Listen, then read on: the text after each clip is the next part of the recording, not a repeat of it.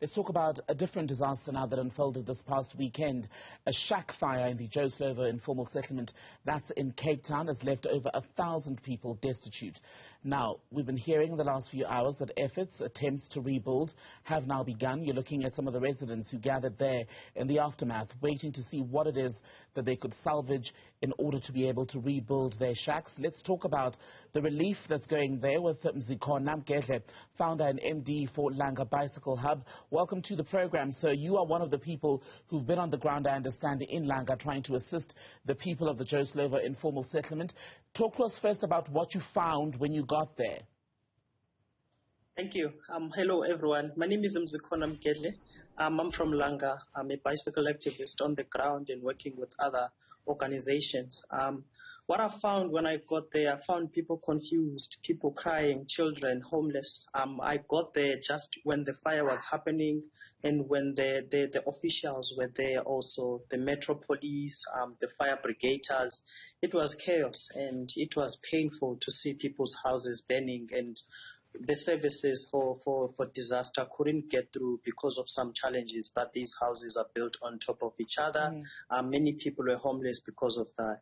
The alert was well received, where fire brigaders were on the ground and they managed to get there on time.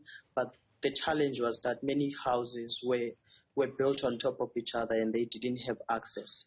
It was so challenging when I got there, and that's why I managed to get involved in trying to assist in trying to stop the fire and also in trying to save people's belongings. And in trying to assist, what have you been able to do to help? So basically, my colleague at the hub, Mbongeni Ngema, is one of the people who have lost their everything. All of it. So I went in on social media and fundraised 4K check last night, which we have already placed today. There are also some other people we are hoping to assist. We are setting box and we are setting drop-off locations.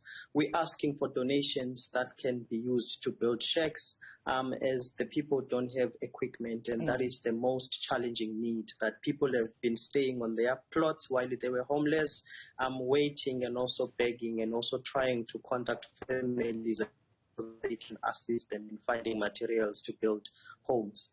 This is the challenge, that it's not only just men, it's children and women who are staying outside in this cold weather, and also day and night standing, so that you are just watching for your own space and hoping that when the next day comes, you will find at least equipment from other people. And we are still appealing to people to donate any equipment that can be used, mostly shack material equipment, as it is a desperate need for people now. And what we are noticing also is that people are taking the old burned material to rebuild again their homes. The need is great and people are struggling, and it is not good at all for that people can struggle like this. And we're going to show some of those pictures again of the aftermath of that devastating fire that broke out in the evening of Saturday, of just people trying, as I was saying, to piece together whatever they could. You were just telling us now they're trying to reuse some of the damaged corrugated iron to rebuild, and the challenge at this stage is that the city of Cape Town no longer provides the rebuilding kits that people were so reliant on in the past. But let's talk about the living conditions of people in Joe Slovo in general. What is their quality of life? The quality of life is bad, I must say. People are segregated in Cape Town. Cape Town is divided a lot, but I'm so grateful that people are willing to break down the special divide, even by connecting with people on the ground. We've been getting support from different people across the neighborhood, watches across the communities, coming from different communities to give this equipment that we need. I must say it's a challenge. So many people, especially children and females, who are suffering and living in these hardship conditions. And for years, this has been happening, where people are not having access to good shelter and water. It is tough, I must say. I'm worried that if children would be homeless for the next, and how will they sleep, because other people are already making alternatives and speaking with neighbors, but that is also not enough. People are without shacks. It was a difficult challenge that the city is no longer able to provide the material, because this is leading to be more a pandemic of where people will be homeless, and it will result in so many things whereby people will try and take whatever that they can or do whatever they can because they are not finding the resources that they need, which is just a zinc and some bricks, or not even bricks, some wood to build up their own shack so that they can have accommodation. So the city of Cape Town, in a statement last night, said that there was an attempt to prevent emergency teams from extinguishing that blaze on Saturday night. In fact, one of the allegations is that some of the fire hoses were cut. Is that a conversation that people in Joe Slovo are talking about? Any idea who would have done that and why?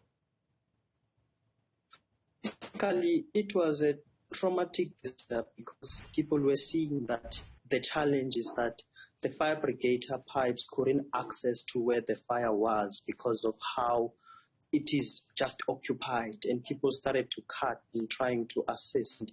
And yes, it not a good area as well, which was trying to assist. But now the main challenge is that even if there are some relief food organization food, food of not knowing where they can sleep, of not knowing where. If, like, for an example, Mongeni was there while his girlfriend was living at my house, it was all because if he moved there, someone will put or occupy or do anything. He will lose his plot by not being there. So there must be people staying in those places up until they can build a shack so they pray that it won't be moved or it won't be stolen. Right. There are so many challenges. And also communities, like these are the times that we really need to unite and try to see alternative ways of working together. Mzikhona Mgedle, thank you so much for your time on the Daytime Update this afternoon.